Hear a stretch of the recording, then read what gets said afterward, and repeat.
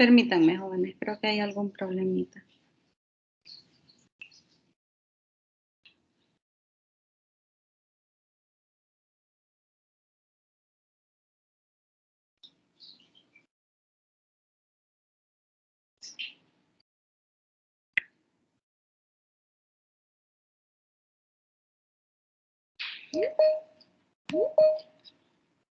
Jóvenes, vamos a esperar un momento porque el doctor tiene un problema con su audio, entonces vamos a esperar, jóvenes, un momento.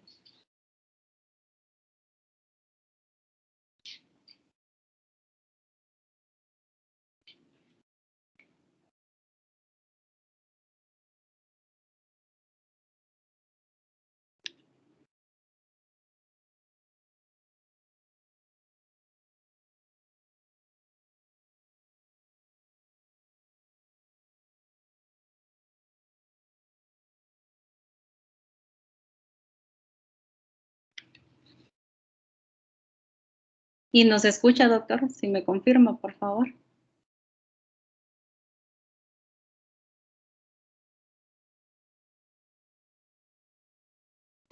Ahora sí le escucho. Ok, bueno. Ya le había dado la presentación, doctor, así que los muchachos ya están listos para escucharle en esta tarde.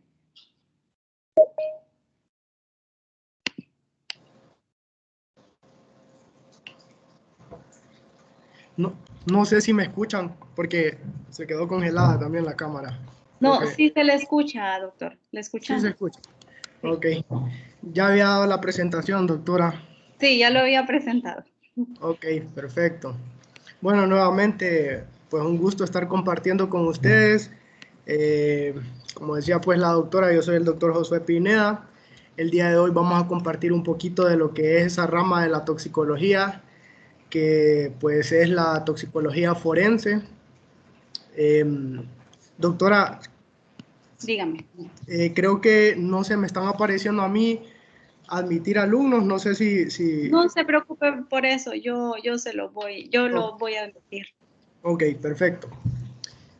Bueno, como les decía, pues hoy vamos a compartir un poco de lo que es pues mi experiencia en el laboratorio químico toxicológico de medicina forense. Bueno, lo primero que ustedes tienen que saber pues es que nosotros somos una dependencia de lo que es Ministerio Público. Nosotros pues tenemos un híbrido de laboratorio que mezcla pues lo que es la química, la parte química con la toxicología, ¿verdad? Por eso tenemos un laboratorio que es químico toxicológico. Lo vamos a ir abordando de a poco con una presentación que les tengo para compartir. A mí me gusta que las charlas sean dinámicas, así que en cualquier momento que no entiendan algo o que estoy yendo como muy rápido, me pueden detener, levantar la mano o no sé cómo les había explicado la dinámica, doctora. Sí, les había pedido que cualquier pregunta la pudieran hacer a través del chat o indicando con la manito para darle la participación.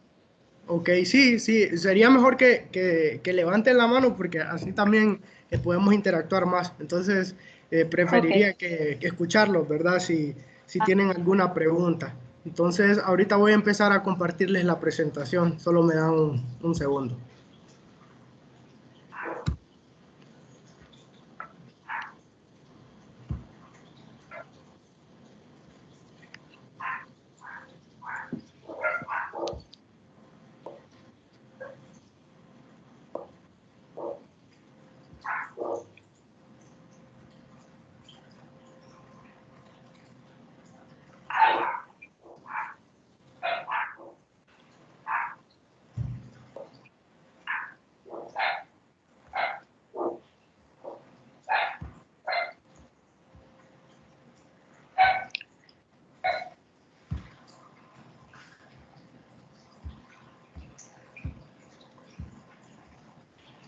doctor, le confirmo que miramos su pantalla. Ah, ok, perfecto. Gracias. Gracias, sí, solo que creo que está un poquito lenta. No sé si es mi computadora o el internet.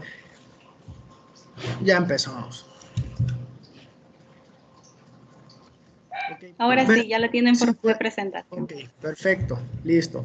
Bueno, como les decía, pues nosotros somos una dependencia del Ministerio Público. El laboratorio pues, químico-toxicológico atiende lo que son solicitudes de análisis de evidencias físicas y biológicas. Entonces, hoy nos vamos a enfocar un poco en la parte biológica, ¿verdad? Porque es la parte que más concierne a lo que es la toxicología forense. Y como les mencionaba, pues, en la parte química, nosotros trabajamos más que todo evidencia física, que es cuando hablamos ya de drogas, ¿verdad? Que esa es otra presentación que también compartimos con la universidad, lo que es en la clase de análisis de drogas. Entonces, pero hoy nos vamos a enfocar un poco en lo que son la parte biológica y vamos a ver por encimita un poquito de la parte de evidencia física, ¿verdad? Para identificar pues la presencia como tal de drogas, nosotros trabajamos la parte de alcohol, plaguicidas y otras sustancias de interés en la investigación forense. Asimismo, pues nosotros proporcionamos la información acerca de sus propiedades, efectos y mecanismos de acción. Todos los resultados que nosotros emitimos a través de los dictámenes, todos esos resultados pues son llamados a juicio para poder ratificar esos dictámenes, para poder explicarle también la parte técnica a los jueces, ¿verdad? Para que puedan determinar ya sea un delito o que se está esclareciendo la causa de muerte de una persona. Entonces somos una pieza fundamental en la parte de medicina legal a la hora de poder emitir ya un veredicto, ¿verdad? Por parte de un tribunal o asimismo, pues, cuando somos requeridos por la corte también muchas veces. Entonces nosotros vamos y les explicamos esta parte técnica, ¿verdad? Que los abogados pues no manejan a profundidad y muchas veces pues quedan esas dudas, ¿verdad?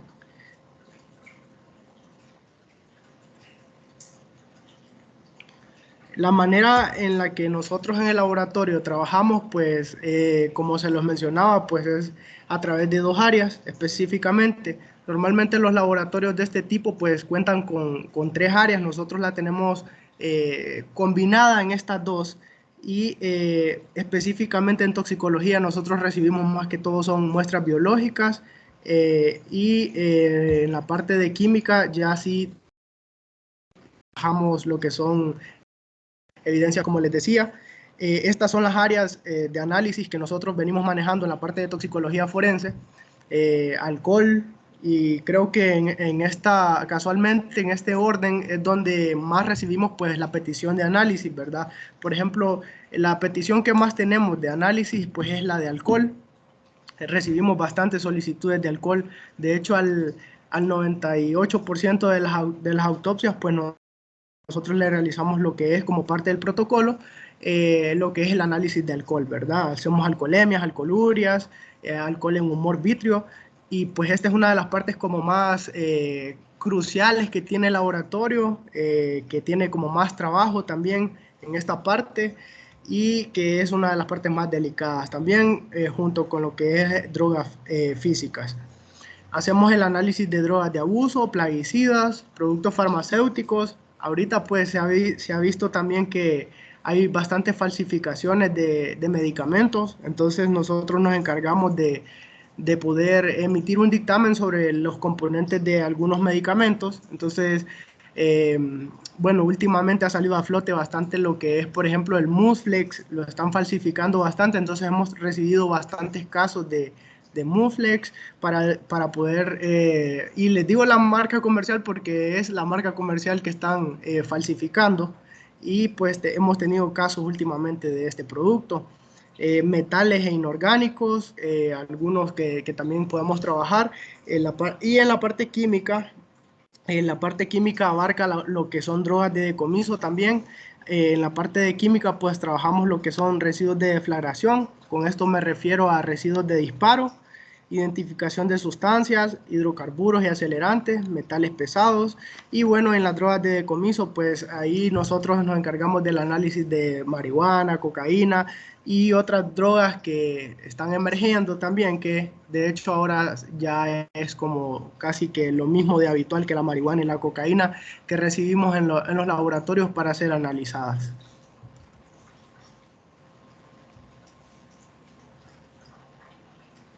Este es el procedimiento por el cual nosotros nos regimos. Nosotros recibimos solicitudes de muestras y las solicitudes como tal, ¿verdad? ¿Y de quién vienen estas solicitudes?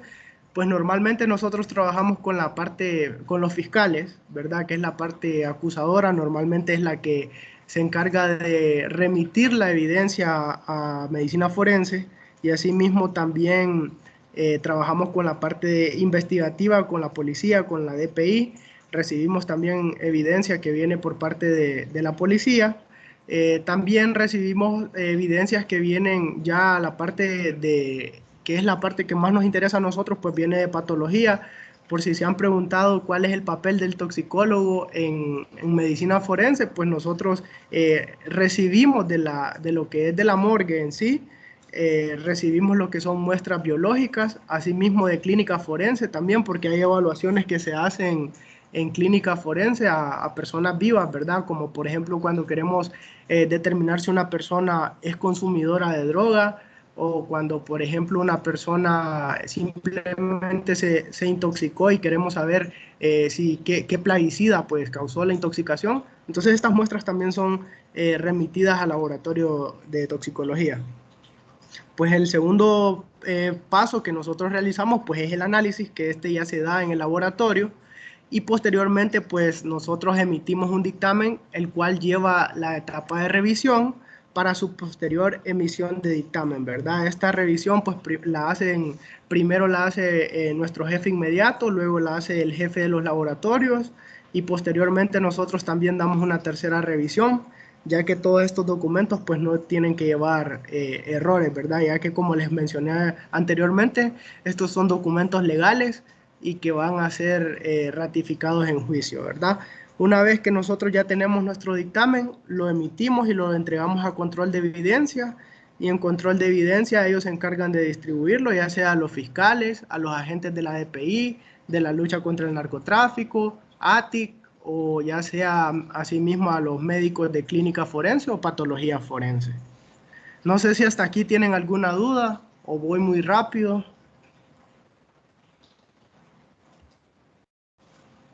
Bueno, yo creo que no. Eh, Doctor, ¿Sí? ¿Sí? sí, no levanté la mano, disculpe, pero No, no se preocupe. no, tenía Diga. una duda en cuanto a casos de envenenamiento. ¿También aplicaría para esta, bueno, para la rama en la que usted se está dedicando, o sea, en la medicina forense, o no? Sí, sí, correcto. Y más adelantito vamos a ver lo que conlleva la parte de envenenamientos, como dice usted. Vamos a ver qué tipos de envenenamientos tenemos, qué casos son los más habituales, qué plaguicidas son los que provocan estas intoxicaciones. Todo esto lo vamos a ir revisando y sí son parte del análisis que nosotros realizamos. Bueno, empecemos también un poco definiendo lo que es la toxicología forense, ¿verdad? Yo sé que ustedes pues con esto ya están como bien informados, pero podemos dar un repaso que les va a servir tanto para la clase como por si se quieren dedicar para esta área. También les aseguro que esta parte de toxicología es muy bonita porque es muy práctica, ¿verdad? Pero para ello pues tenemos que conocer siempre el contenido básico, ¿verdad? Para poder entender un poco la toxicología es bueno entender el origen de ella, ¿verdad?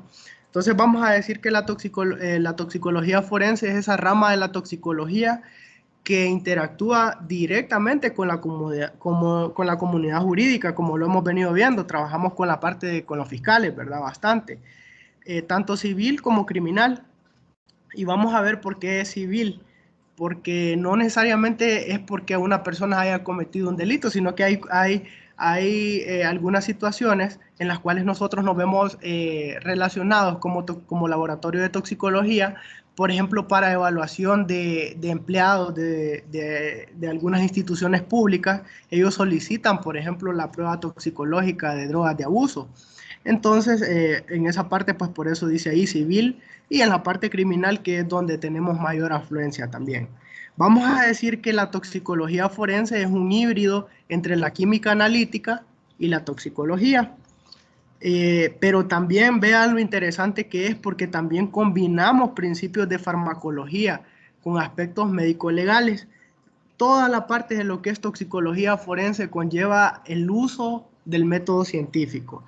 Como tal, a nosotros nos toca la parte investigativa. Tenemos que saber bastante de química analítica. Es muy importante saber química analítica porque para los procedimientos utilizamos bastante curvas de calibrado para hacer cromatografía de gases. También necesitamos de manera fundamental la toxicología general para poder entender todos esos procesos de toxicocinética, de toxicodinamia. Toda esta parte tenemos que entenderla desde ahí. Y también un poco de farmacología, o no un poco, bastante de farmacología. La verdad que siempre nos toca estar consultando incluso en el CLARC, en algunos libros que son de farmacología, porque a veces nos toca determinar ciertos componentes de los medicamentos, ¿verdad? También consultamos con las bibliografías de los libros de medicina legal bastante, ya que pues todo esto, pues como ven, es un híbrido y tenemos casos de cada una de estas áreas. Casi siempre tenemos que combinarlas todas. Los métodos analíticos que nosotros utilizamos en el laboratorio son dos, básicamente, o sea, son dos ramas, como en todo laboratorio. Tenemos métodos analíticos que son presuntivos y métodos confirmatorios. Entonces, cuando llegamos a este punto, me gusta bastante cómo explicar la parte de los métodos presuntivos, porque tenemos bastante, ¿qué les digo? Como que nos refutan bastante los casos que nosotros sacamos por un método presuntivo o de tamizaje. Como ustedes pueden observar ahí, yo les pongo la imagen de un inmunoensayo. Ese inmunoensayo es con el cual nosotros desarrollamos lo que es drogas de abuso. Esta parte, pues a nosotros, ¿por qué nos refutan tanto un inmunoensayo? Creo que eso ustedes lo tienen claro, pero como les digo, o sea, vamos a ir como dando este pequeño repaso para que ustedes entiendan bien por qué, por ejemplo, hacemos un método presuntivo y por qué no llevarlo a la confirmación si tenemos la opción de llevarlo directamente a la confirmación. Pues déjenme decirle que, como dice ahí, es presuntivo o de tamizaje. Esto quiere decir que ese tamizaje a nosotros lo que nos va a hacer es no saturar los métodos confirmatorios que conllevan, pues, como ustedes saben, mucho más preparación de la muestra. Ustedes saben también que los métodos presuntivos en la mayoría no necesitan tanto tratamiento a la muestra y que nos sirven también para poder de una manera más rápida saber los resultados o los posibles resultados que podemos tener en un método confirmatorio. En el caso de toxicología forense, todos los análisis que nosotros realizamos debemos hacerlos tenemos que hacerlo mediante el método analítico confirmatorio. ¿Por qué? Porque los resultados tienen que ser inequívocos. Recordemos que como es medicina legal, esto va a venir a repercutir en las decisiones que van a tomar, por ejemplo, los jueces, y no podemos equivocarnos. Entonces, ¿cuál es la diferencia entre un método presuntivo o un confirmatorio? Una de las diferencias podría ser que los métodos presuntivos nos pueden dar falsos positivos, o lo contrario, ¿verdad? Nos puede dar un falso negativo también. Entonces, esa es la diferencia, que el confirmatorio no podemos tener esta duda, ¿verdad? Esa es la diferencia. Y en los métodos presuntivos sí vamos a poder encontrar y vamos a tener que declararlo cuando vamos a juicio, de que estos pues tienen un margen. Vaya, yo siempre pongo, ahorita que estamos en pandemia, pongo el ejemplo de las pruebas de COVID. Y vemos que las pruebas de COVID tienen un rango las pruebas rápidas tienen un rango de efectividad. Entonces, es lo mismo con los inmunoensayos. Tienen este rango que en el caso de las pruebas que nosotros utilizamos, los inmunoensayos tienen una efectividad del 95%. Y entonces, casi siempre me piden los jueces que les explique qué significa ese 95%. Ese 95% significa que si yo tengo 95 resultados con una prueba de inmunoensayo que son negativos, es muy probable que esos 95 resultados, o es totalmente probable que esos 95 resultados, cuando yo los lleve a la confirmación por cromatografía de gases masa, a mí me dé esos 95 el mismo resultado que me dio el inmunoensayo, y que un 5% tengan un resultado que pueda variar. Entonces, de esa manera es como nosotros explicamos la parte de los presuntivos y los confirmatorios. Me encantaría que pudieran visitar el laboratorio de toxicología, pero bueno, ahorita por cuestiones de calidad de laboratorio y por pandemia también, pues creo que ahorita no pueden visitar los laboratorios, pero específicamente ahí pueden ver una imagen de lo que es la parte de alcohol, y ahí ese que observan en la imagen es nuestro cromatógrafo de gases. De hecho, ahorita ya tenemos otro cromatógrafo, tenemos 2 de esos. Pero este cromatógrafo pues tiene unas características que más adelante las vamos a ver, que son muy buenas. Es un muy buen equipo el que tenemos en medicina forense. Entonces ahí se van haciendo una idea, ¿verdad? Como les decía al inicio, la prueba que más realizamos en el laboratorio pues es la de alcohol en muestras biológicas. Es porque se ve bastante relacionada con accidentes vehiculares e intoxicaciones etílicas y metílicas. Nosotros con la prueba de alcohol determinamos específicamente en muestra biológica, determinamos únicamente la concentración en el momento de la toma de la muestra. Y esto pues ustedes lo entienden muy bien. ¿Por qué? Porque recordemos que estamos hablando de un reductor volátil. Y entonces, ¿qué característica tienen los reductores volátiles? ¿Alguien que me pueda decir qué característica tienen los reductores volátiles?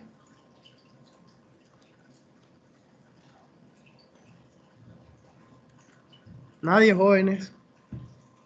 Que son sensibles a las llamas. Bueno, Ajá, el calor, correcto. Muy bien. bajo peso molecular. Correcto, correcto. Así es. Ustedes no se equivocan, ¿verdad? Esa es una de las características. Entonces, por eso mismo dice que nosotros determinamos únicamente la concentración en el momento de la toma de la muestra. Como decía el compañero, al calor, digamos que una cadena de frío no puede ser como muy eficiente, y esto nos va a provocar que tengamos resultados que no sean los óptimos o que sean los adecuados, lo que nosotros estamos esperando. Pero básicamente todo también se resume en el ADME. Recuerdan, absorción, distribución, metabolismo, eliminación. En todo eso es en lo que se reduce todo esta parte de la concentración. ¿Qué les quiero decir con esto? Que, por ejemplo, si nosotros le hacemos la prueba de alcohol a una persona y pónganle que es un accidente de tránsito, ya transcurrieron 3 días y a los 3 días le vamos a hacer la toma de la muestra de alcohol, o sea, obviamente no vamos a encontrar nada de alcohol. ¿Por qué? Porque él ya va a haber eliminado todo ese alcohol, ¿verdad? Entonces, por eso nosotros decimos únicamente la concentración la vamos a encontrar en el momento preciso, o sea, cuando surge el evento, en ese momento es oportuno que nosotros hagamos la respectiva toma de muestra, ¿verdad? Estas pruebas pues no determinan el tiempo de la última dosificación, tampoco la cantidad de tragos ingeridos y tampoco el tipo de bebida alcohólica, ¿verdad? Únicamente nosotros lo que vamos a determinar es si es etanol o si es otro reductor volátil, que esa es la ventaja y esa es la diferencia que tenemos entre lo que es la cromatografía y otros métodos presuntivos como el alcoholímetro, por ejemplo. En el alcoholímetro, que es el que utilizan los policías, cuando les hacen, por ejemplo, cuando hay un operativo, el alcoholímetro lo que va a determinar es la presencia de reductores volátiles. Entonces, no es específico para la parte de etanol, ¿verdad? Sino que ahí lo que podría estar indicando el alcoholímetro es que esa persona tiene la presencia de un reductor volátil. ¿Y qué reductor volátil? ¿Cómo vamos a saber qué reductor volátil es el que la persona está presentando o está apareciendo en el alcoholímetro? Pues por medio de la cromatografía de gases. En este caso, nosotros en el laboratorio utilizamos el cromatógrafo de gases con 2 detectores FID. Anteriormente lo hacíamos con un detector, ahorita estamos trabajando con 2 detectores FID y 2 columnas. Entonces, eso nos permite a nosotros tener un análisis bastante confiable porque hacemos una doble detección, por decirlo así, y nos da la particularidad de que nosotros podemos hacer una sola inyección de la muestra y así tener básicamente 2 cromatogramas de la muestra. Entonces son análisis bien reproducibles, son bien verificables, y eso pues nos ha conllevado a incluso a obtener ya la acreditación de la parte de alcohol, ¿verdad? Entonces por eso mismo, porque hemos venido modificando el método, lo hemos logrado validar y funciona de la manera que les acabo de explicar. Como sabemos, pues la cromatografía de gases FID, en este caso nosotros utilizamos cromatografía de gases FID, vamos a como una técnica que es específica y exacta para la confirmación y cuantificación de alcoholes en fluidos biológicos. Si se fijan ahí en la imagen tenemos, y de hecho es muy similar al equipo que ahorita tenemos, en la parte derecha, pues ustedes van a ver que en la parte derecha de su pantalla, que ahí tenemos frascos, donde están los frascos, pues eso es un automuestrador. Luego sigue ahí en la parte que tenemos a la izquierda, pues ahí ya está el cromatógrafo como tal. Ahí vamos a ver las partes del cromatógrafo y ahí lo que no podemos observar, lo único que no se observa es la computadora, ¿verdad? Que en la computadora es donde vamos a hacer ya el procedimiento final, que es la emisión de los cromatogramas. ¿Qué muestras son las que nosotros analizamos para alcohol? Pues nosotros la muestra de elección que tenemos, pues tenemos, o sea, nosotros recibimos para analizar esto orina, sangre y humor vítreo. Recuerden que el humor vítreo es el líquido que tenemos en el ojo, ya lo vamos a ver más adelantito, más detallado. También nosotros podemos analizar lo que son bebidas alcohólicas clandestinas. La única diferencia entre analizar lo que es las bebidas alcohólicas como tal, la orina, la sangre o el humor vítreo, es que obviamente que la orina, la sangre y el humor vítreo ya vienen diluidos, por decirlo así. El alcohol ya se encuentra de una manera implícita dentro de la muestra. En el caso pues de bebidas alcohólicas clandestinas, pues nosotros tenemos que hacer la dilución para poder inyectarla en el equipo, para que también entre en el rango de nuestra curva de calibración. Es muy importante que ustedes sepan distinguir los términos, la terminología técnica, ¿verdad? Porque les puede ocurrir también en el transcurso de su carrera profesional que les toque, por ejemplo, dar una consultoría sobre toxicología. Y como tenemos ya los básicos, entonces es bueno siempre saber la terminología. Número 1, alcohol en sangre se denomina alcoholemia, ¿verdad? Porque allá cuando es como por Semana Santa siempre vamos a escuchar que la policía dice, se realizaron 3.000 alcoholemias. Y ustedes van a decir, no, eso no es alcoholemia, eso es el alcoholímetro, porque imagínense que a esos 3.500 personas que hayan detenido en un operativo se le tuvo que haber extraído lo que es sangre para poder analizarla, para poder llamarlo y asimismo llevarlo a cromatografía, ¿verdad? Para poder denominarlo como alcoholemia. Entonces esto pues se expresa en unidades de peso por volumen y lo vamos a encontrar como miligramos sobre 100 ml. Y de hecho nuestra legislación en la ley de embriaguez habitual, ¿alguien de ustedes tiene el dato de cuánto es lo permitido por nuestra legislación para poder conducir un automóvil? ¿Cuánto de alcohol es permitido en Honduras? ¿Alguno tiene el dato? Doctor, le puede consultar a cualquiera de ellos porque yo ya se los había comentado cuánto era ese valor. Tal vez alguno de ellos se acuerde. Ok. No, que sea voluntario, doctora, porque igual no los tengo ahorita aquí en pantalla. Dina tiene la mano levantada. Doctor, el dato Ok, Dina. 0.07 miligramos por 100 ml, por cada 100 ml, perdón. Perfecto, esa es la respuesta. Esa es la respuesta. Y guárdenla bien porque les voy a explicar un poco más adelante Y de hecho le voy a decir a la doctora, a los que tengan como inquietud y que tengan como esa espinita de querer ahondar un poquito más en la parte de toxicología forense, le voy a decir a la doctora que me regale sus correos para hacerles llegar un artículo que no hace poco pues publicamos en la revista de Ciencias Forenses, y que se trata específicamente de ese dato, del dato que tenemos en nuestra legislación. Porque ustedes ahorita que yo les diga, cuando ya les empiece a explicar un poco lo de cromatografía, se van a dar cuenta de que ese dato pues nos va a tender a confundir en algo. Entonces ya lo vamos a aclarar y les voy a compartir ese artículo para que ustedes también despejen esa duda, ¿verdad? Número 1, pues vamos a decir que esta es la manera más exacta para determinar la cantidad de etanol que tiene un sujeto en un momento determinado, ¿verdad? O sea, en el momento de la extracción de la muestra. En una clase, creo que, bueno, en mis tiempos se llamaba farmacobiología, creo que ahora le cambiaron el nombre, no sé cómo se llama ahora, creo que es clínica, no recuerdo cómo se llama ahora en el plan de química.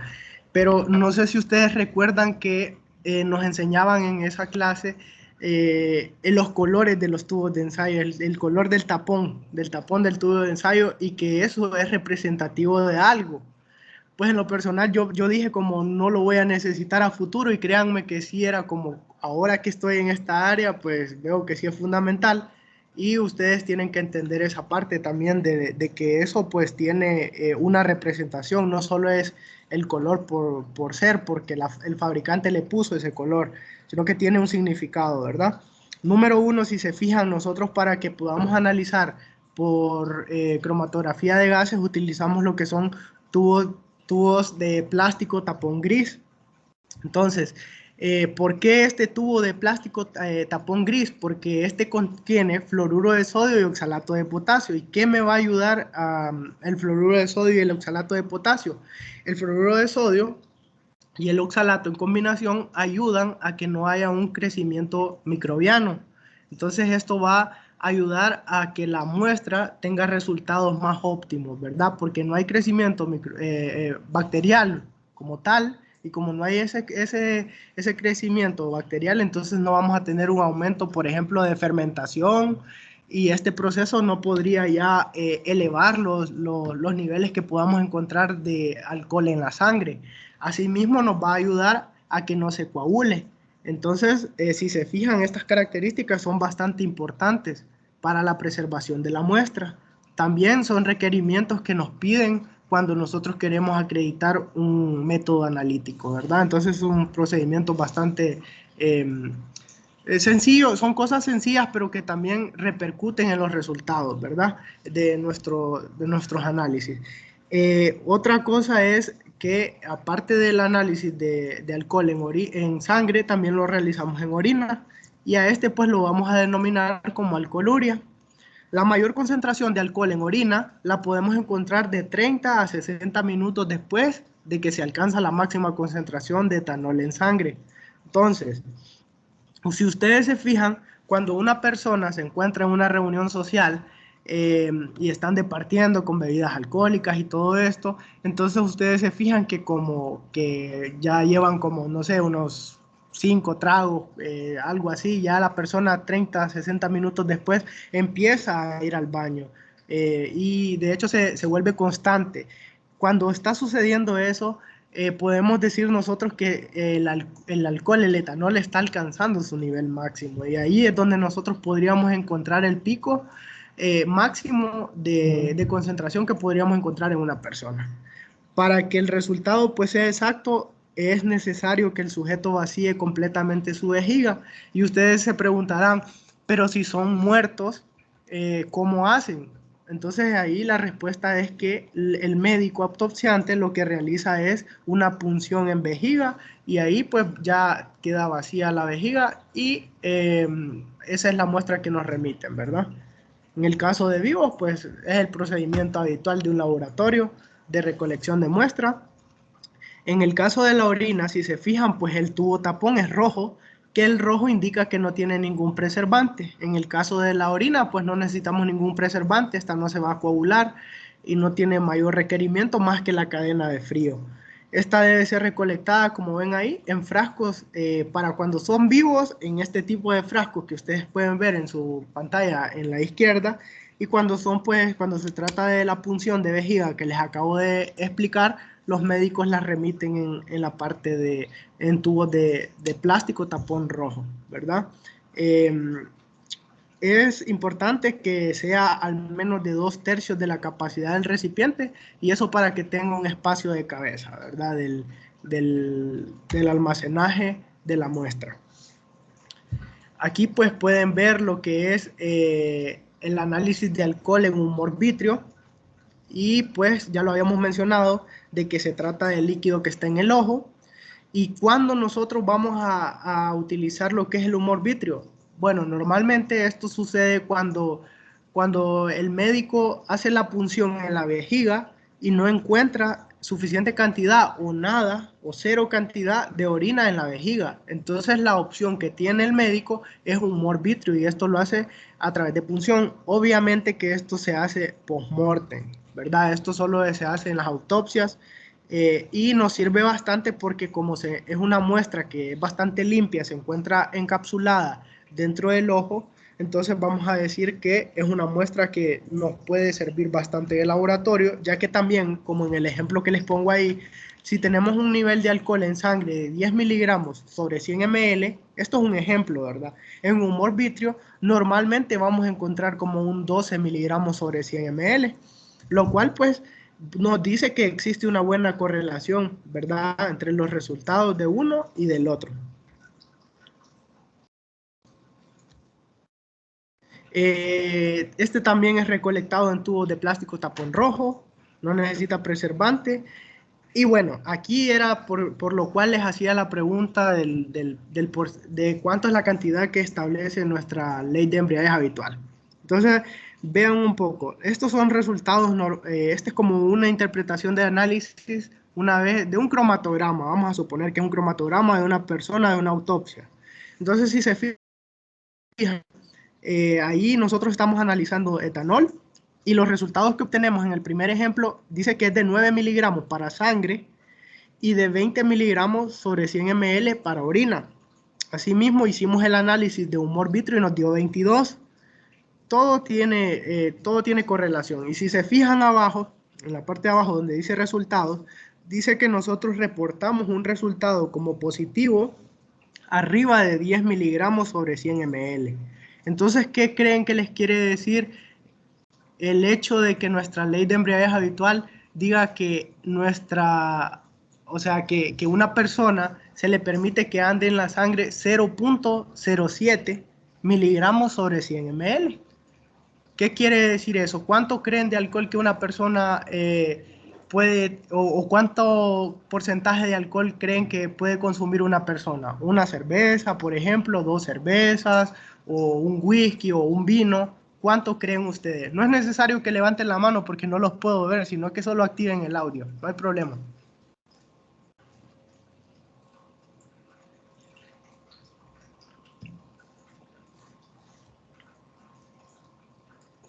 Según lo que sé, doctor, Creo con menos que de una cerveza ya apuntan más de 0.07 miligramos.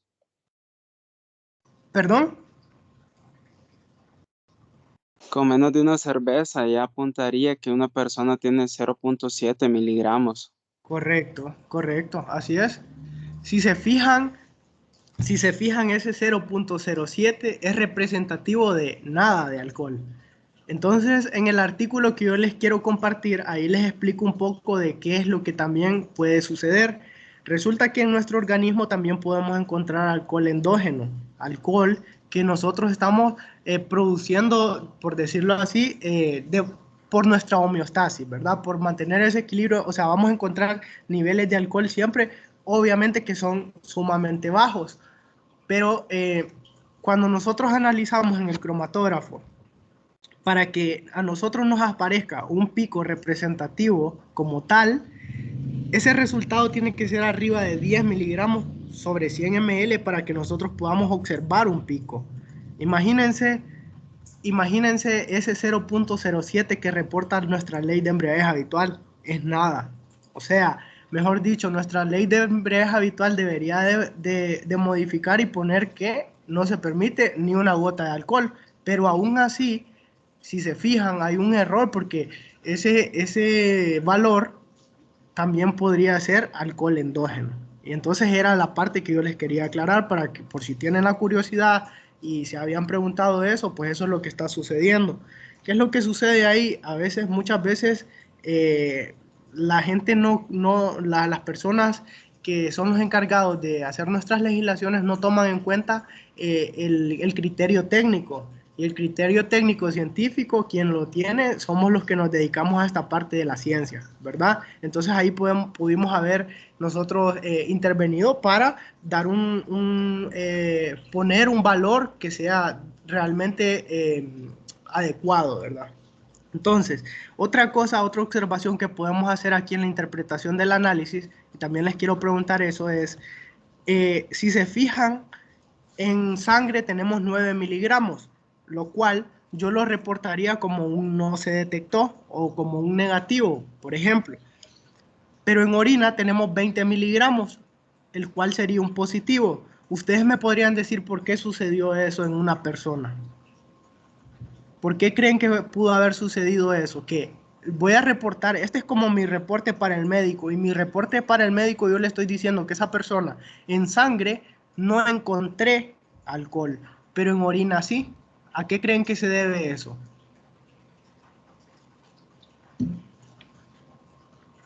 Puede ser de que ya se haya metabolizado la orina.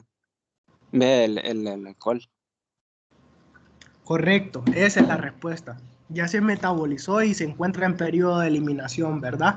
Y esa es una duda que parece como bien simple, pero créanme que surge ahí en el trabajo. Muchas veces los médicos llegan y dicen como, doctor, pero usted me está mandando que no se detectó en sangre, o lo contrario, y simplemente estoy detectando que se encontró en sangre, en orina, pero no en sangre. Ambas situaciones tienen que ver con lo que les expliqué al inicio, con que se encuentre en el periodo de y lo vamos a encontrar en el torrente sanguíneo, o en el periodo de eliminación y lo vamos a encontrar en la orina, ¿verdad? Entonces, básicamente de eso se trata. No sé si tienen alguna duda hasta ahorita sobre lo que es alcohol para que pasemos al siguiente tema.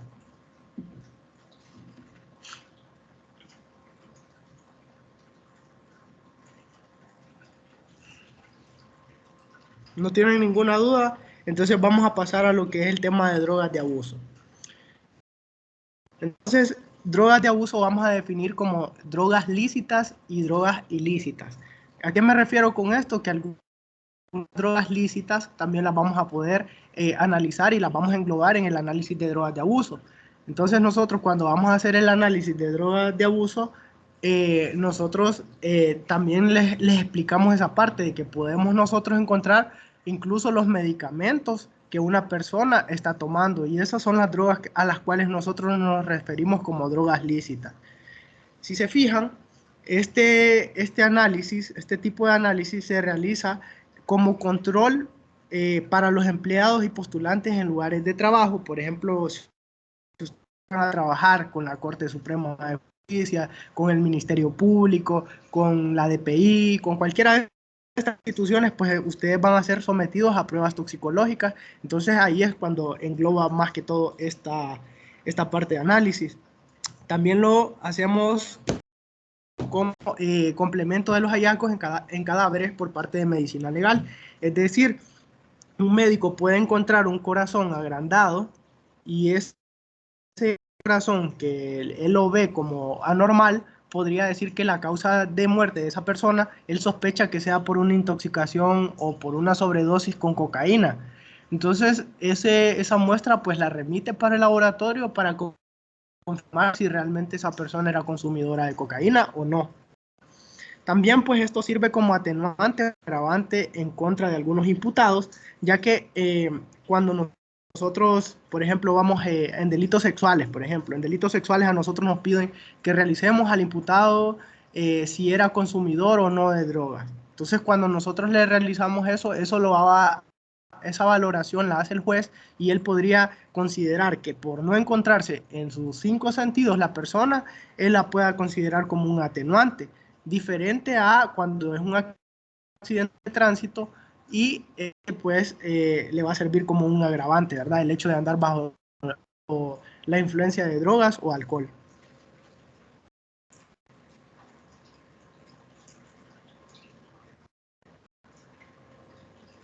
Permítame un segundo.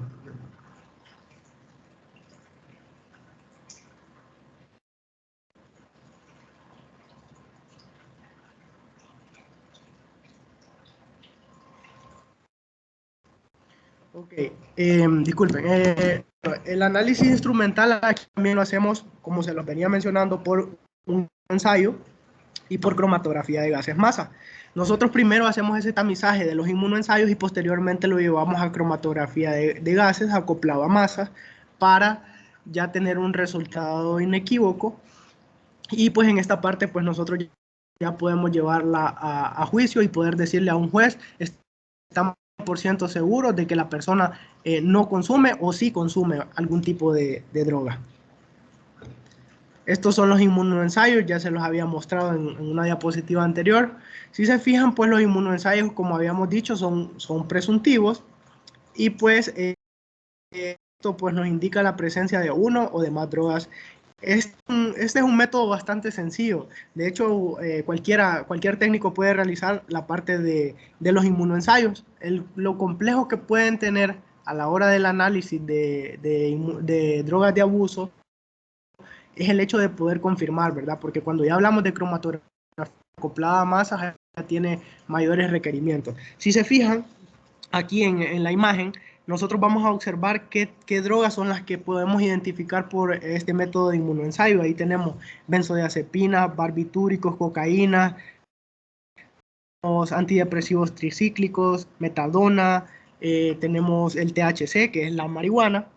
Entonces, ¿cómo funcionan estas pruebas? Si se fijan en la parte de abajo de la imagen, van a ver que se encuentran 3 gotitas. Entonces, lo que nosotros hacemos es que tomamos 3 gotitas de la muestra de orina, las sembramos, así como hacen, por ejemplo, si alguna vez han tenido la experiencia de realizar cromatografía en capa fina, prácticamente algo así. Entonces, se siembra la muestra con 3 gotitas en cada uno de los agujeritos que ahí indica. Entonces aquí esperamos unos 2-3 minutos y esa muestra va a empezar a correr. Cuando ya la muestra ya corrió, lo que va a suceder es que en caso de que sea negativo, como lo dice ahí arriba, se van a marcar todas las líneas. Normalmente se marcarían todas las líneas. Y cuando no se marca una de las líneas, eso quiere decir que esa persona probablemente consumió esa droga, ¿verdad? Por ejemplo, si todos aparecen todas las líneas excepto la de cocaína, entonces vamos a decir que esa persona posiblemente haya consumido cocaína. Y la vamos a llevar a la confirmación por medio del cromatógrafo de gases acoplado a masa, que es el que tienen en pantalla. ¿Qué es la cromatografía de gases acoplada a masa? La cromatografía de gases es una técnica que combina la capacidad de separación que presenta la cromatografía de gases, pero con la sensibilidad y capacidad selectiva del detector de masas. Entonces, ahora otra pregunta, ¿qué características tiene que tener una muestra para poder ser analizada por cromatografía de gases? Ya lo habíamos visto eso, ya al inicio lo vimos. ¿Qué características tiene que tener para que esta pueda ser analizada por cromatografía de gases? Y esto ya lo vieron, estoy seguro, ahí en el laboratorio también. ¿Cuál es la característica principal para que una muestra pueda ser analizada por cromatografía de gases?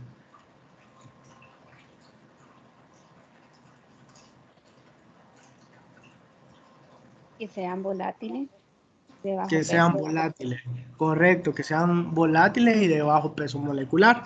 En el caso de cuando vamos a analizar ya drogas de abuso, pues normalmente las muestras, o sea, los metabolitos que nosotros necesitamos analizar, pues no tienen esta característica.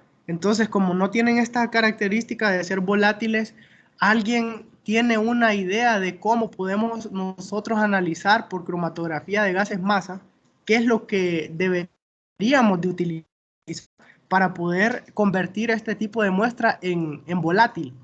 ¿Alguien tiene una idea de la sustancia química que nosotros utilizamos para poder...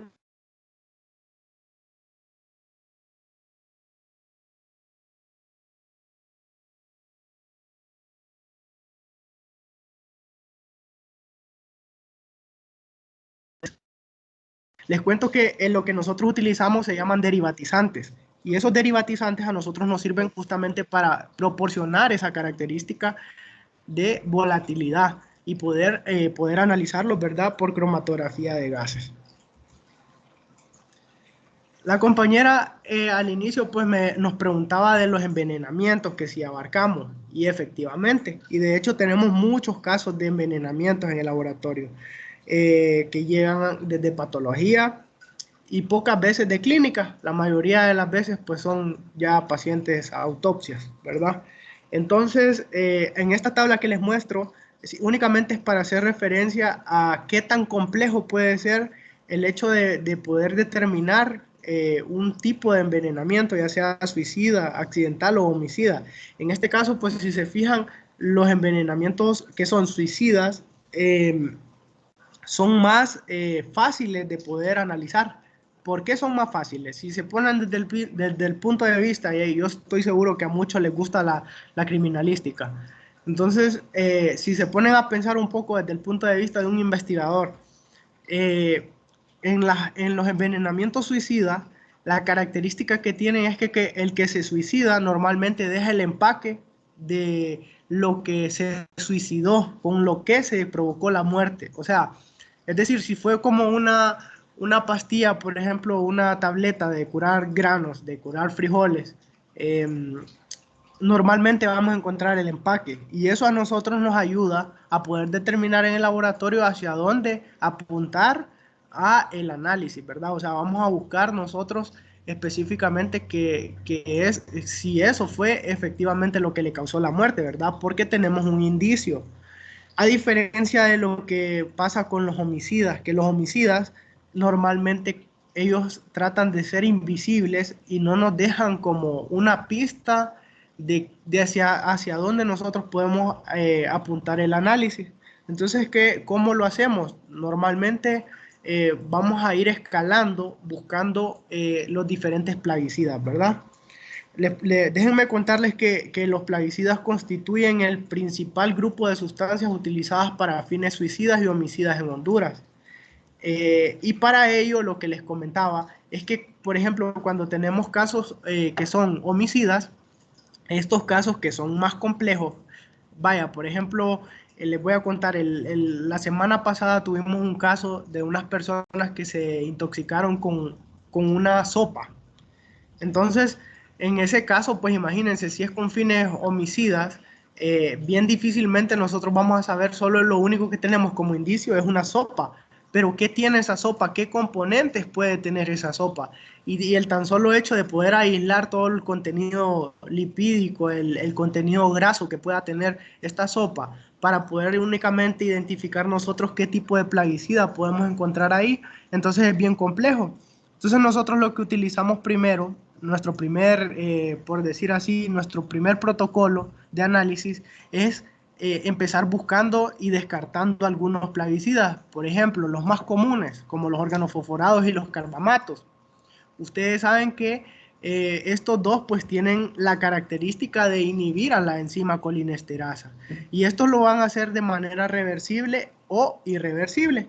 Entonces nosotros vamos a medir este nivel de la colinesterasa, a ver si la colinesterasa está trabajando bien, y esto lo vamos a hacer por el análisis instrumental utilizando lo que es un potenciómetro, ¿verdad? Que es el que ahí pueden ver en la imagen, y ahí vamos a nosotros a poder medir los niveles de ácido acético que podemos encontrar, ya que, como ustedes saben, aquí en el principio del funcionamiento de la enzima colinesterasa, aquí vamos a ver que tenemos esta parte de que tenemos ese neurotransmisor que funciona específicamente como lo vemos esquematizado aquí junto con la enzima para poder generar lo que es ácido acético más colina.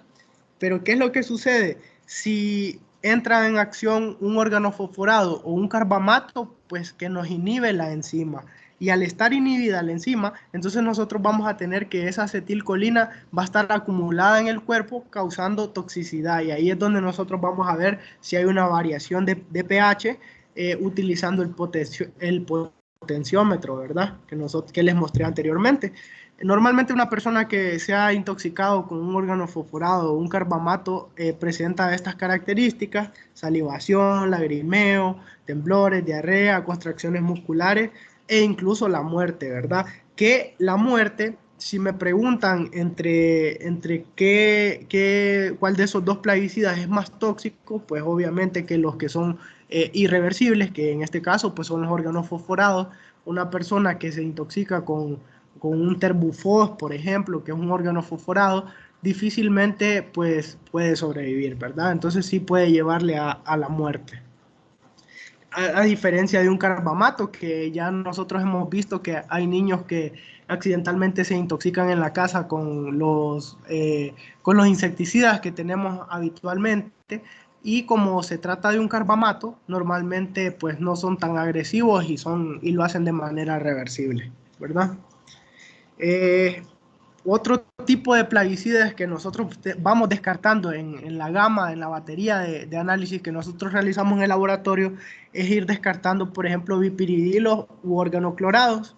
Déjenme decirle que los bipiridilos, pues sí hemos encontrado un par de bipiridilos y hemos tenido casos de bipiridilos que hemos encontrado en algunas personas, como por ejemplo el paraquat, ese pues lo hemos encontrado. Y eso pues únicamente se trata de ensayos químicos con cambios de coloración, en los cuales utilizamos por ejemplo el ditionito de sodio, y para los organoclorados pues hacemos un ensayo químico con piridina. En el caso de los organoclorados, en mi experiencia, pues yo no sé si les mencioné al inicio, pero tengo casi 6 años de estar laborando para la institución, y en lo personal nunca he encontrado, y creo que algunos de mis compañeros hasta más tiempo, y nunca hemos encontrado una persona intoxicada con organoclorados. Esto porque los organoclorados son prohibidos por nuestra legislación. Sin embargo, con esto no les quiero decir que no encontramos ningún organoclorado dentro del territorio hondureño. Sabemos que existe el contrabando de algunas sustancias, y que sí se encuentran en ciertas regiones, más que todo en las regiones cafetaleras, se encuentran algunos organoclorados que son utilizados para el mal de la roya, de la broca, en los cultivos de café. Entonces, pero hasta el día de hoy, pues no hemos visto nosotros, no hemos identificado una intoxicación con organoclorado. La que sí es muy habitual, y que de hecho es como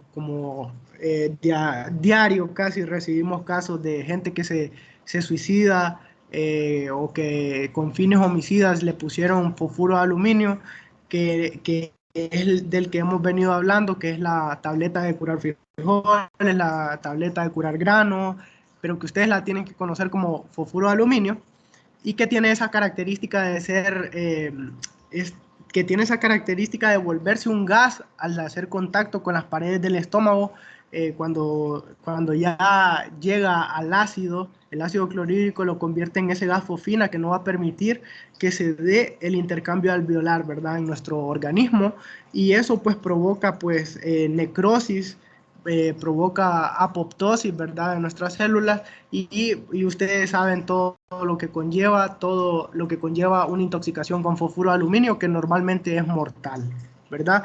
Esos son los casos que más nosotros tenemos en medicina forense. Ustedes en el laboratorio pues ya han visto las características que tiene esta tableta. Tiene ese olor característico, que es un olor como a ajo, ese olor como a pescado podrido.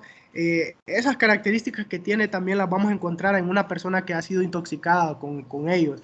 De hecho, nosotros esto lo trabajamos en contenido gástrico y una vez que se está autopsiando a la persona, desde ya se sospecha que es fosfuro de aluminio por ese olor característico que tiene la tableta.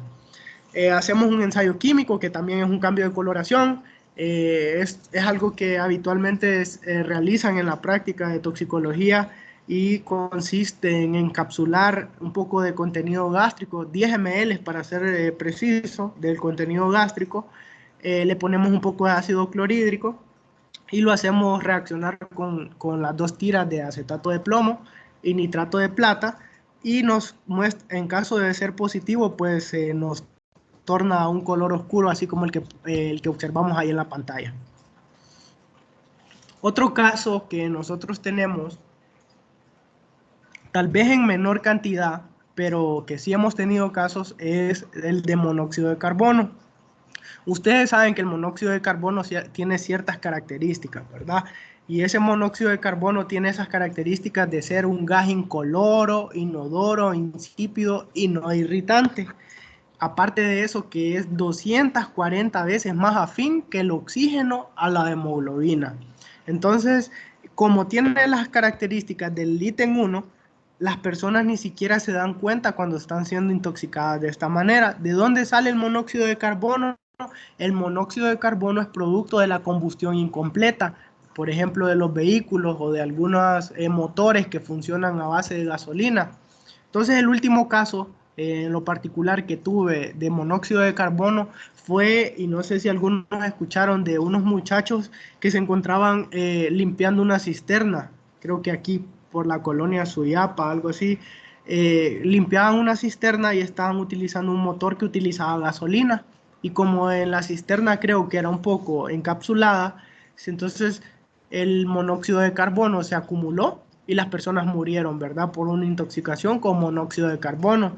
El análisis de esto, pues nosotros lo realizamos por espectrofotometría UV, así como lo pueden observar ahí en la pantalla. Entonces tenemos un equipo de estos, un espectrofotómetro UV, que yo sé que muchos pues lo conocen. Y pues es de esta manera como nosotros vamos a determinar el complejo que se forma, que eso es muy importante que lo sepan. ¿Qué complejo es el que se forma cuando se une lo que es el monóxido de carbono a la hemoglobina? Cuando se une el monóxido de carbono a la hemoglobina, forma el complejo que se llama carboxihemoglobina, y esa carboxihemoglobina es la que nosotros vamos a determinar a partir de la espectrometría o espectrofotometría UV. Bueno, otro caso particular que tenemos para la parte de toxicología en el análisis es el caso del misoprostol. Como saben ustedes, hasta el día de hoy en Honduras el aborto es ilegal. Entonces, como es ilegal, nosotros que nos encargamos de la parte del ente acusador, muchas veces el Ministerio Público actúa de oficio en algunos hospitales donde surge este flagelo de que muchas personas consumen el misoprostol aprovechándose de ese efecto colateral que tiene de producir contracciones uterinas. Pero como yo sé que estoy hablando con colegas químicos, sabemos que la función principal del misoprostol es para úlceras pépticas, ¿verdad? Pero como se ha venido utilizando para esto, entonces se ha vuelto prácticamente habitual, ¿verdad?, tener este tipo de casos. La característica del misoprostol es bien particular porque realmente nosotros no podemos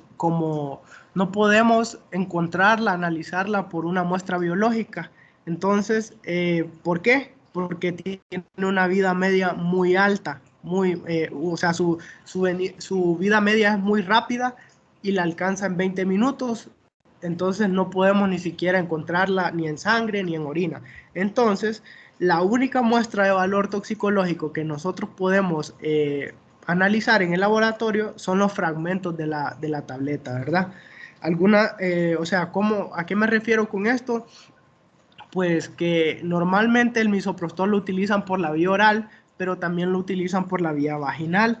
Entonces, lo que puedan recuperar por vía vaginal, los médicos lo remiten al laboratorio de toxicología y ahí es donde se analiza si realmente se trata de misoprostol o no, ¿verdad? El nombre comercial Cytotec, entonces básicamente de eso se trata. Ese es el análisis que nosotros realizamos.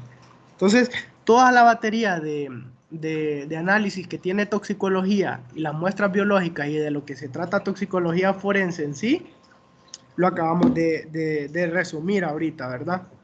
Entonces, de una manera bien breve, les voy a mostrar también otra parte del laboratorio, porque como el laboratorio no se puede disociar, porque no se puede ni, por decirlo así, no se divorcia, porque es un laboratorio químico toxicológico. Como parte de nuestros análisis, como les mencionaba, también está el realizar lo que es la parte química, y ahí, aquí les dejo esta imagen, donde nosotros, por ejemplo, analizamos lo que son avionetas, barcos, automóviles, y qué tipo de análisis hacemos a ellos. Pues a ellos nosotros les realizamos lo que es escáner de iones, que nosotros ahí vamos a determinar si hubo o no hubo algún tipo de droga, la presencia de alguna droga. En la imagen también pueden ver algunas drogas que son nuevas drogas emergentes, como la ketamina o esa cocaína rosada que pueden observar ahí, el LSD. Entonces, todo este tipo de estupefacientes, pues nosotros lo analizamos en el laboratorio, en la parte de química. En lo particular, pues su servidor trabaja en la parte de toxicología, más sin embargo, siempre cuando estamos de turno, pues nos toca analizar la parte de química, algunos análisis de droga, pero normalmente mi trabajo habitual es en la parte de toxicología. Entonces, no sé si tienen alguna duda.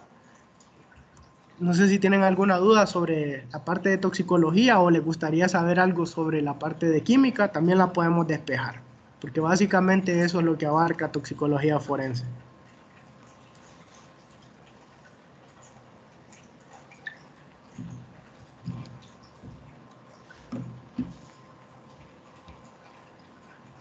¿No tienen duda?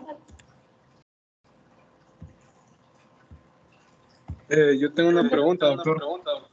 Sí, diga. En caso, bueno, de que lleguen matrices de animales, ya sea por intoxicación de lagos o ríos, cosas así, también ustedes trabajan con eso. Fíjese que en ese caso no, en ese caso no, porque, o sea, sí nos llegan muestras, por ejemplo, de cuando se sospecha que a una persona se está intoxicando con el agua, y de hecho, por ejemplo, el caso que les mencionaba de la sopa que intoxicó a una familia, se sospecha que ellos utilizan agua de pozo y como que habían puesto plaguicidas en el pozo, pero realmente cuando, por ejemplo, se trata ya de animales y eso, quienes se encargan es la ANAR. Creo que es la ANAR el que se encarga del análisis ya de ambiental y todo eso, lo hacen ellos, porque nosotros siempre vamos como en persecución de delitos, ¿verdad? Delitos que la fiscalía normalmente anda, que sean delitos contra la vida, más que todo, ¿verdad? Y cuando se trata ya de animales, a menos de que lo requiera un fiscal del Ministerio Público, entonces sí, o sea, no es porque no lo podemos hacer, sino porque tenemos como, ¿cómo le digo? Como ya establecido a qué tipo de análisis nosotros podemos responder, ¿verdad? Como laboratorio. Pero sí, si lo hace un fiscal y viene una orden de un juez, el laboratorio sí estaría obligado a responder a este tipo de análisis. Bueno, gracias. Doctor, en cuanto al fosfuro de aluminio, ¿tiene algo que ver con la intoxicación con que la persona consuma más o menos de una tableta? Sí, bueno, muy buena pregunta, porque eso me recuerda el hecho de que recordemos la parte de qué es la toxicología, porque recordemos que todo es tóxico. Recordamos que ese es un fundamento básico, eh, que lo dijo el padre de la toxicología, que todo es tóxico, ¿verdad? Que el agua incluso puede ser tóxica y que todo depende de la dosis. Y claro, en el caso del fosfuro de aluminio, las posibilidades de que una persona sobreviva son menores, incluso cuando Bueno, de hecho, la tableta es letal. La tableta tiene un límite de toxicidad bastante alto y cuando la dosis es mayor, pues la letalidad es mayor también. En este caso, pues hay personas que con un cuarto de la tableta no llegan ni al hospital normalmente. O sea, yo he visto casos porque en lo personal yo hice la práctica en el hospital escuela y yo recuerdo que los pacientes que llegaban por intoxicación con fosfuro de aluminio difícilmente eh, sobreviven, ¿verdad? Y el problema del fosfuro de aluminio también es el tratamiento, el antídoto. Sabemos que, como les comentaba, el problema del fosfuro de aluminio es que cuando hace contacto con la humedad de las mucosas, se expande como un gas. Y si hacen un lavado gástrico, normalmente el paciente empeora, ¿verdad? Normalmente el tratamiento que se le da es carbón activado y no garantiza nada. Entonces el fosfuro de aluminio es letal.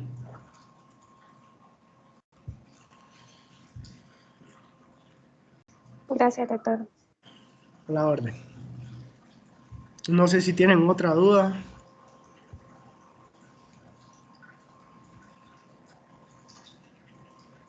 Bueno, si no tienen ninguna otra duda, igual con la doctora, pues yo siempre aprovecho para dar el anuncio de que ustedes pueden realizar la práctica con medicina forense, los que están ya próximos a realizar su práctica profesional. Igual con la doctora siempre nos mantenemos en comunicación. Tienen que estar atentos porque fíjense que últimamente pues sí hemos tenido bastante afluencia de practicantes. Háganlo con anticipación para que puedan asegurar el cupo si les interesa esta área.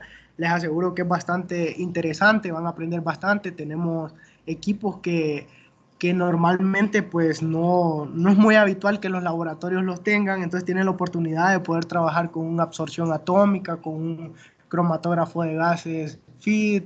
Si les gusta la parte de análisis, entonces pueden aprender mucho en la parte de laboratorio de toxicología. Entonces les invito, ¿verdad?, a que si les interesa el área, pues háganlo con tiempo, que nos avisen para que podamos ver de qué manera incluso podemos ir reservándoles el cupo y van a ser bienvenidos, van a aprender mucho en el laboratorio, como les digo. Entonces los que tengan duda, pues con la doctora se pueden abocar y si no, pues que la doctora les deje mi correo y yo con gusto les respondo, ¿verdad? Doctor, si les comparte en qué lugares del país tienen para practicantes, por favor. Perfecto, sí, doctora. Bueno, nosotros normalmente estamos ubicados en Tegucigalpa. Aquí tenemos la sede principal. Aquí admitimos 7 practicantes normalmente. Tenemos en San Pedro Sula también. Los que son de San Pedro Sula pueden hacer la práctica en San Pedro Sula si así se les facilita. Y también tenemos en Ceiba. Entonces, en cualquiera de los 3 lugares, ¿verdad? Siempre solo se comunican conmigo y yo les daría el enlace, ¿verdad? Para que la puedan hacer tanto en Ceiba, San Pedro o aquí en Tegucigalpa. No sé, jóvenes, si alguien tiene algún comentario final, alguien quiere compartir algo o alguna consulta que se les haya quedado, jóvenes.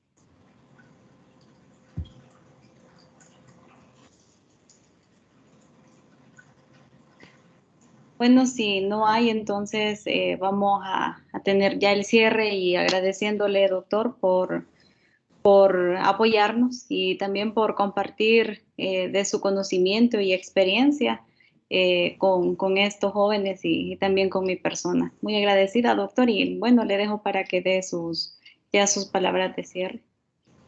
Bueno, muchas gracias más bien, doctora, por su invitación siempre y espero que haya sido de provecho para ustedes y no agradeciéndoles nada más por su atención y por su participación. Y cualquier duda, pues ahí que la doctora les pueda compartir mi correo, también cualquier duda se las despejamos. Y lo que sí me interesa, doctora, es compartirles también el artículo, ¿verdad? Entonces el artículo se lo voy a compartir por vía correo, ¿verdad? Tal vez la doctora me regala los correos de algunos que les interese la parte del artículo, o se los podemos compartir a todos, ¿verdad? Ya es opcional si lo quieren leer. La verdad que es una parte muy interesante. Si les gusta esta parte de análisis, les va a llamar la atención. E incluso si les gusta la parte de investigación, también aprovecho para decirles que existe la revista de Ciencias Forenses, en la cual, pues, si ustedes les interesa, podemos ser como enlaces para hacer publicaciones científicas, ya que eso, pues, es muy importante, ¿verdad? Es muy importante que nosotros, los que estamos en esta área, pues nos dediquemos a la investigación bastante y que aprovechemos esa oportunidad que tenemos ahorita y que podrían ustedes publicar en una revista que tiene bastante realce a nivel científico y que sus artículos puedan ser leídos en una plataforma, ¿verdad? Donde puedan ser leídos por científicos de todo el mundo, ¿verdad? Entonces pueden abocarse también ahí por medio de la doctora y por mi correo electrónico, ¿verdad? Bueno, entonces hasta aquí nos quedaríamos y muchas gracias a todos. Pasen feliz tarde. Gracias, doctor. Muchas gracias. Feliz Gracias, tarde. buen día. Buen día. Gracias, feliz tarde. Gracias, buen día. Gracias. Nos vemos. Gracias, Saludos. buena tarde. Saludes a todos.